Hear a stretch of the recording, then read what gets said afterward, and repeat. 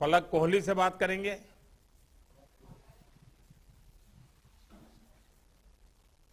हाँ पलक जी। नमस्ते सर।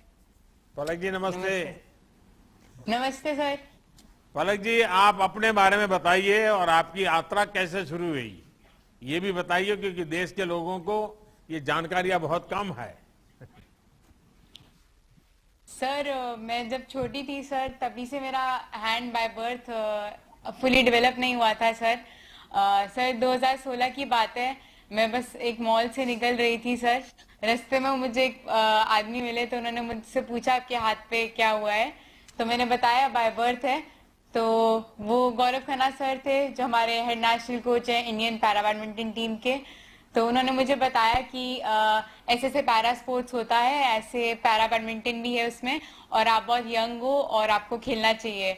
उस टाइम पे सर हम जानते नहीं थे स्पोर्ट के बारे में, तो फिर जस्ट नजरअंदाज कर दिया। क्योंकि कहाँ एक तरफ सोसाइटी सर हमेशा यही बोलती है कि आप कर नहीं सकते स्पोर्ट्स, आपको लग जाएगी करके, एंड लड़की हो इसीलिए आपको करना नहीं चाहिए, एंड वहीं पे एक इंसान जो बोल रहे हैं कि आप यही इसी के लिए बने हो। तो ये बिलीव करना बहुत मुश्किल था सर। फिर उसके बाद सर टॉपिक ऐसे ही शांत हो गया था 7-8 मंथ्स के लिए। फिर स्कूल में स्पोर्ट्स एनुअल फंक्शन था, वहां पे मैं स्पोर्ट्स के लिए ट्रायल्स के लिए गई तो मेरे को टीचर ने साइड पे कर दिया और बोला कि बेटा ऐसे हैंडीकैप कोटाज वगैरह होते हैं लोग विद डिसेबिलिटी के लिए, तो आप उसमें आप पढ़ाई पे ध्यान दो और फिर अच्छा जॉब वगैरह मिलेगा तो एक सेल्फ इंडिपेंडेंट लाइफ जी सकोगे।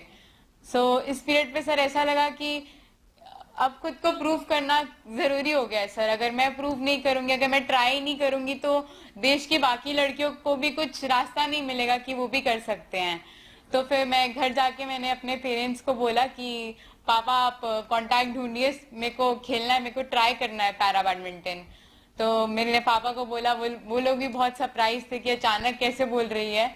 तो फिर पापा ने कांटेक्ट ढूंढा और फिर वेरी नेक्स्ट वीकेंड फिर पापा की सर से बात हुई, हम लोगों ने सोशल मीडिया के थ्रू कांटेक्ट ढूंढा, एंड फिर मैं लखनऊ आ गई और सर तभी से ट्रेनिंग स्टार्ट हुआ, रैकेट पकड़ना सीखा। फिर धीरे धीरे टारगेट्स बनते रहे। फिर 2019 में मैंने पहला नेशनल्स खेला अपना, जहाँ पे सर ने मुझे एक टारगेट दिया था कि तुम्हें नेशनल चैंपियन जूनियर ही नहीं बल्कि सीनियर का भी बनना है।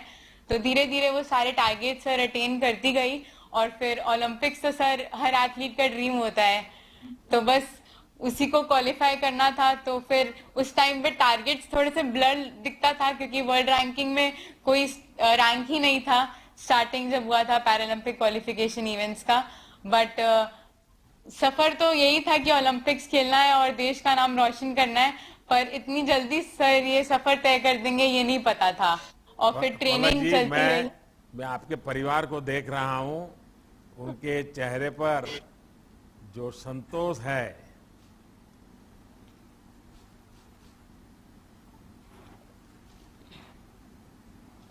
आपके नमस्कार परिवार को सर। प्रणाम मेरा। प्रणाम साहब जी, और जय मैं हिंद। बहुत गर्व गर्व से देख रहा हूं उन सबको। पलक जी आपने कोविड के दौरान भी ट्रेनिंग रोकी नहीं। माँ बाप को भी चिंता रहती होगी कि ये कोरोना के कालखंड में भी अपना काम छोड़ नहीं रही है, घर से दूर, और वो भी लखनऊ में ट्रेनिंग करती रही। आप देश के सामने को आपने ज्यादा महत्व दिया। इतनी कम आयु में इतनी प्रेरणा कैसे मिली?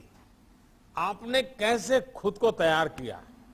और आज भी मैं देख रहा हूं तो एकदम फ्री हो, खुशहाल हो, तुम्हारे चेहरे पर कोई तनाव नहीं है।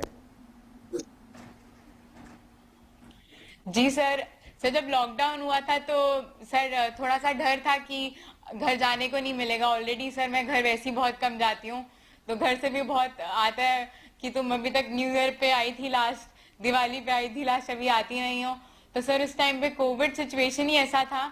बट सर एक साइड पे ये भी पता था यहाँ रहूंगी तो सर कोई ना कोई प्लान जरूर बनाएंगे ही हमारी ट्रेनिंग का, तो ट्रेनिंग रुकेगी नहीं। तो गौरव सर ने हमारा ऑल्टरनेटिव बनाया था, हम लोग आउटडोर कोर्ट्स में खेलते थे।